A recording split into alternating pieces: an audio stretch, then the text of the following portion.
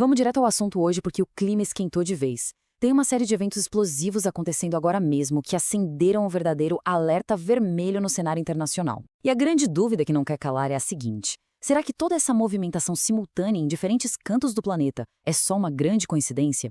Ou a gente está presenciando o começo de uma virada global gigantesca? Vamos mergulhar nos fatos dessa nossa análise de hoje. Imagina o seguinte: de um lado do mundo, a gente tem uma pressão renovada e super intensa em cima de Cuba, envolvendo até movimentações judiciais nos Estados Unidos. Do outro lado, lá no Oriente Médio, rola uma verdadeira corda bamba diplomática entre os Estados Unidos e o Irã, com a tensão nas alturas. A pergunta é: são incidentes totalmente isolados ou a gente está olhando para a peça e se movendo de forma muito estratégica num tabuleiro de xadrez gigantesco que opera nos bastidores? E repara só na linguagem que está sendo usada nessas negociações. A retórica diplomática atual está pesadíssima, baseada puramente em ameaças. Expressões como medidas desagradáveis, confrontos, pressão e punições estão dominando os discursos oficiais das autoridades. E isso é um sinal claro, viu? Mostra que uma nova fase de tensão global pode estar sendo construída de propósito, usando as palavras como as primeiras armas desse conflito. Parte 1 da nossa análise: escalada e os holofotes voltando para Cuba. Para a gente entender como essa tensão se acumula na prática, nosso primeiro grande sinal de alerta nos leva direto ao Caribe. A gente tem visto discussões legais super complexas nos Estados Unidos envolvendo o ex-líder cubano Raul Castro. E sabe como é, né? Toda vez que se fala de Cuba, o peso da história entra em cena.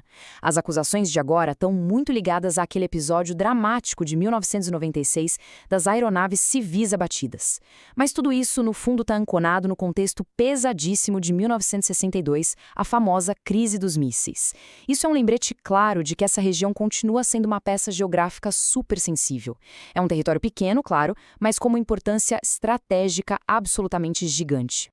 E trazer esse contexto histórico de volta levanta uma questão crítica para a gente pensar. Quando disputas de décadas atrás voltam do nada para o centro do palco internacional moderno, o que é que realmente está em jogo? É uma busca pura e simples por justiça? É uma manobra pesada de pressão diplomática? Ou será a construção calculada de uma nova narrativa política? Porque, vamos ser sinceros, na geopolítica nenhuma declaração pública cai de paraquedas.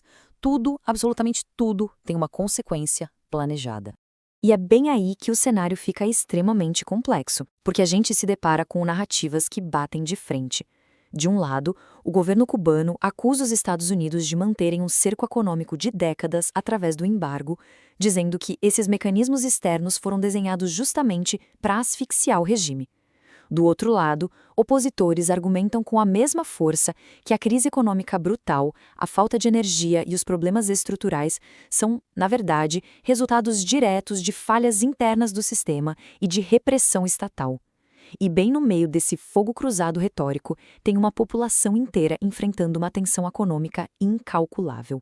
Isso nos leva a uma citação muito interessante das nossas fontes de hoje, que resume perfeitamente a gravidade da situação. Presta atenção. Guerras nem sempre começam com tanques.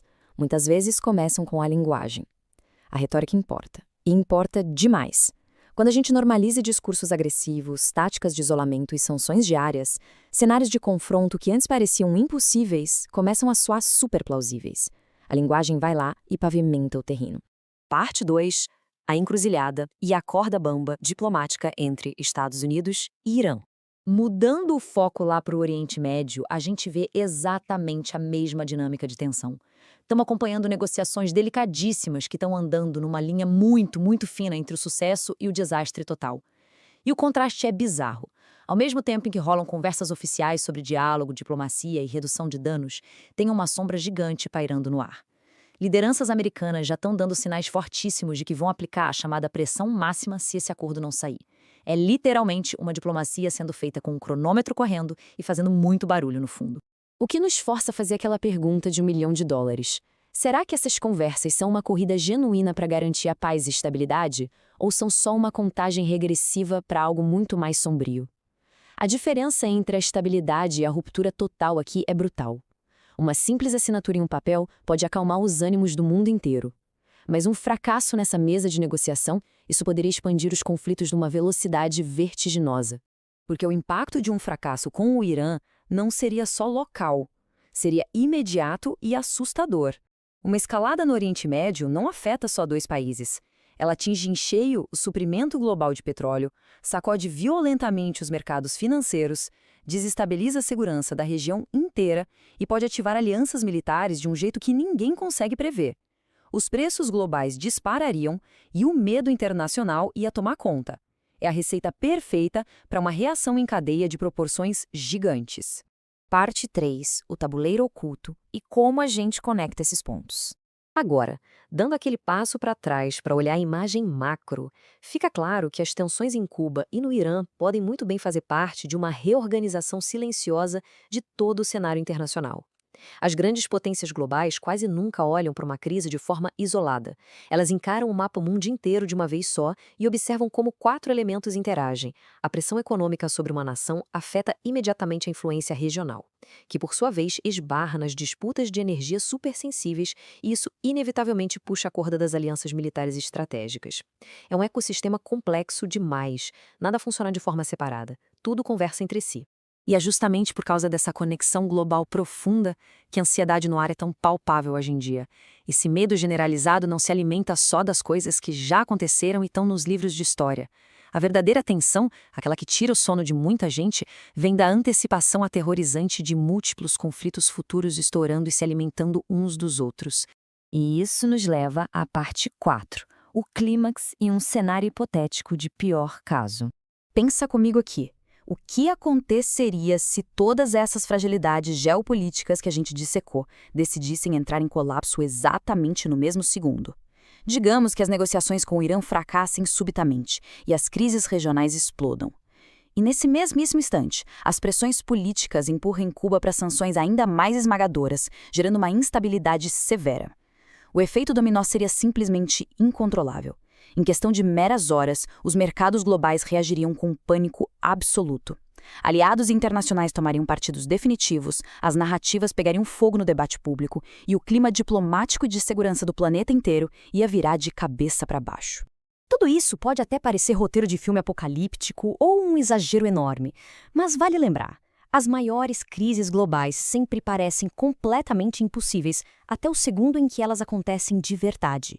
Pandemias globais que trancam todo mundo em casa, longas guerras terrestres surgindo de repente no coração da Europa, tudo isso era considerado impensável até virar a dura realidade das manchetes. Ninguém acredita na ruptura global até ela estar sentada no sofá da sala. O que nos deixa com uma reflexão final incrível e muito poderosa para encerrar a nossa explicação de hoje. Olhando para toda essa complexidade sistêmica, a pergunta que precisa ficar martelando na nossa cabeça é a seguinte: o mundo está realmente se tornando um lugar cada vez mais caótico, perigoso e imprevisível? Ou será que os eventos atuais estão apenas expondo as rachaduras de uma fragilidade estrutural profunda que sempre esteve lá, só que muito bem escondida? Na diplomacia, o silêncio tenso que antecede a próxima grande manchete costuma ser a pior parte de todas. Fica o convite para a gente continuar acompanhando esse xadrez global com muita atenção. Um grande abraço e até a nossa próxima análise.